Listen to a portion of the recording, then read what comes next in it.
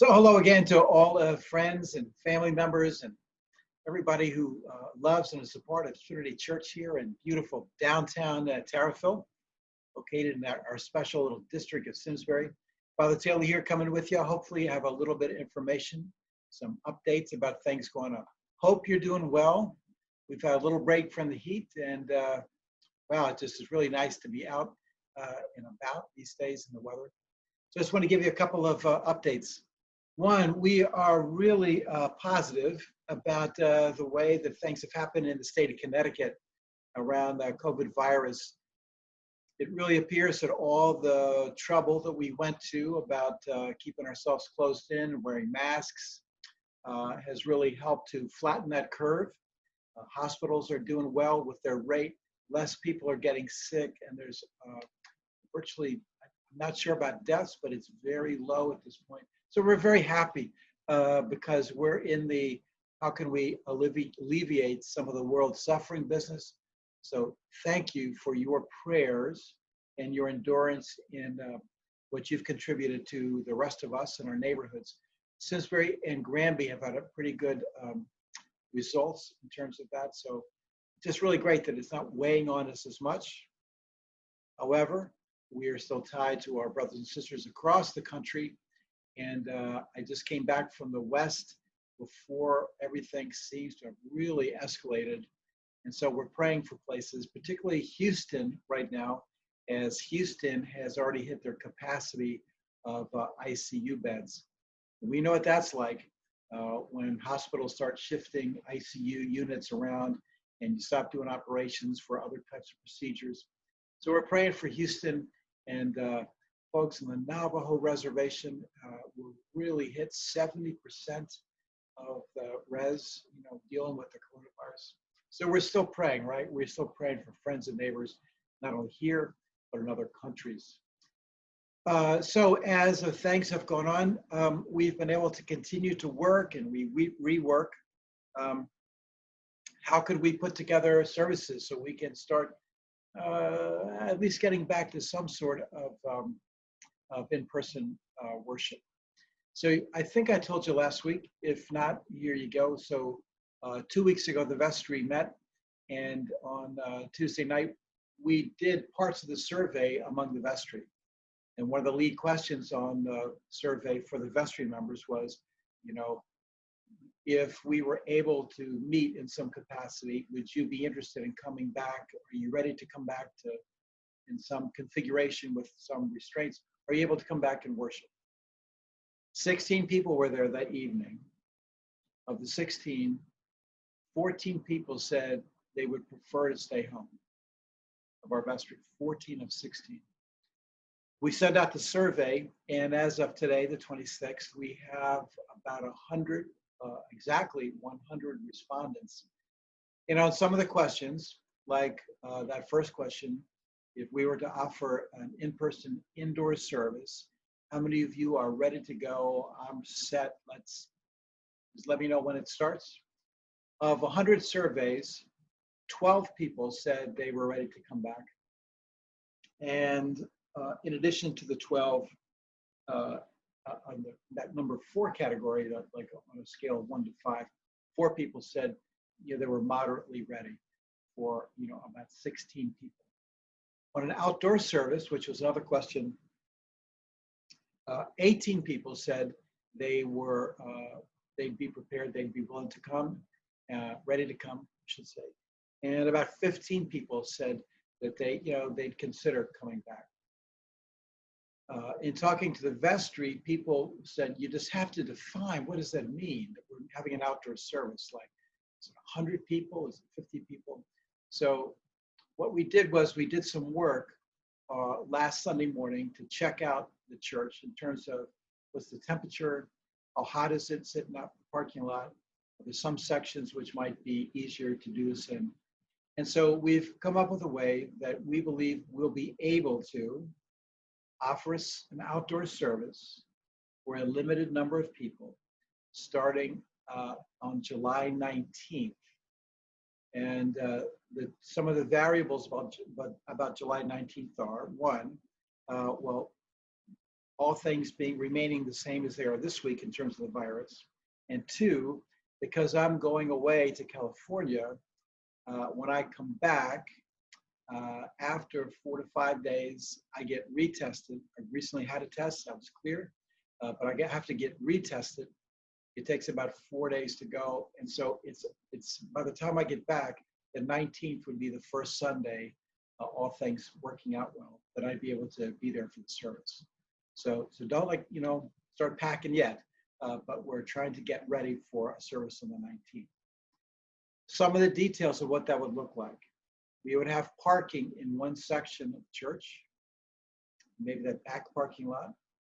An usher would bring people in, a family at a time or a person at a time, and direct them directly to a particular seat, which would be, or I should say a square, because we're going to set up all the areas to meet first. So you'd bring your own lawn chair and your own prayer book, and you would come and you'd be seated, and so the usher guides. According to both the state and the diocese, you'd still have to wear a mask. Any other thing you'd need, if you need water, you'd have to bring all that on your own. So we'd have positions for, 25, 30 people maybe.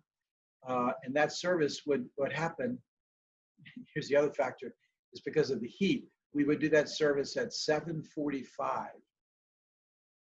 Right, like 7:45 in the morning, that's right. So you'd have to get up mega early and come out where it's a little cooler, because we're still gonna do the other service, the 9:45 service. So there's a bunch of stipulations. I'm pretty much primarily the person that sets everything up, just to make sure I'm the only person touching stuff. So I set up the sound system, set up the altar. You guys come, we do a 7:45 service, a little bit shorter, than a regular service. And we're still unable, in the Diocese of Connecticut, still unable to offer communion. But July 19th, there's a possibility that we can begin having a 7:45 in the morning service, pre-registration. We'll give you all the details. I'm just tossing this out there. So you say, hey, there's light at the end of the tunnel, something like that. We are also in discussion about other groups that could meet during the evening. They'd be, we have 2 areas where we could do it. We'd have to follow the same stipulations of masks and people coming in one at a time. But there are 2 outdoor areas where we would consider having groups. Maybe it's just worship. Maybe it's just a small group to chat and talk and to pray for one another. And we're also about to put up a series about the book of Psalms. And that's in response to, how do I find joy in the midst of all the stuff that's going on, both COVID, protests, and where do I find joy? So we're working up a study on the Psalms. I know that study will happen probably in 3 different ways. One, I would love to be able to do some of that live, a small group in the courtyard behind the church, around that Celtic cross, we could do a small group back there. 2, I'd also do a Zoom group, so other people who didn't feel comfortable coming in could do it. And the Zoom group also gives us the ability to record it. So none of the times work great. You can still get a 15, 20-minute discussion about the book of Psalms or a particular psalm, how it's constructed. And you can hear some feedback of how people talked about that. And then how did we pray the Psalms? Because ultimately, that's where you go with the book of Psalms. It's just like, oh, isn't it lovely? It's like, these are wonderful ways to learn how to pray for all kinds of different occasions. All right, so that's coming up. Do want to also emphasize that if you remember, we had the fill the truck about 3.5 weeks ago at this point, and the 77 boxes that we took in, and $1,300 in cash, that translated to bags for 225 people, families. It's like fantastic. And so the instigator of that, the Holy Spirit, has also connected with the human agent, Marta. And so we are now talking about, and we've already talked about this with the folks at the Simsbury Social Center, Social Services. We're talking about an even bigger food program coming up toward the end of September, and get the whole town involved. So some things come along there. I'm here this Sunday And then on Monday, as I told you, I am back. My trip with my daughter was an unplanned trip. She was unable to have anyone in the military go with her on the trip because of their restrictions they're under about moving, people moving out of their bases. So I went with her, kind of unplanned. But then this is the trip we go with the family. Kitty's already flown out to California. So we'll be out there, mostly sequestered. My daughter, so what's happening in other parts of the world? My daughter, because of Air Force regulations, can't go to any restaurants, can't go to the beach that's 7 blocks away from where she lives now. Everything is takeout.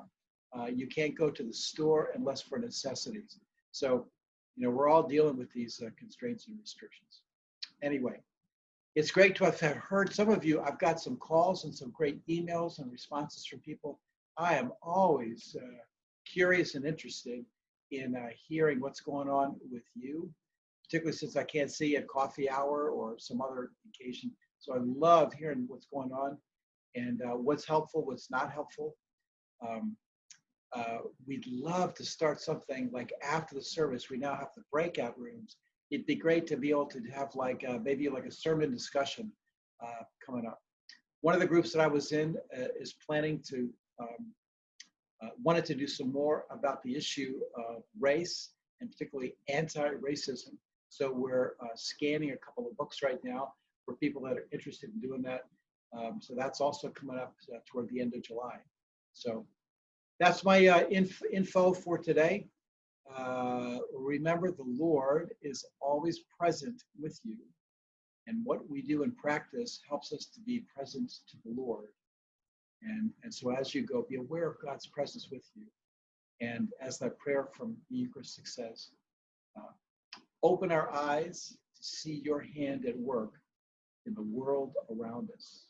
So may the Lord help you to see where God is already at work in your life and around you right now in our country, in our neighborhood, and in your family right this week. So God bless you, and I will see you Sunday, and then I'll see you back when I get back in California. God bless you.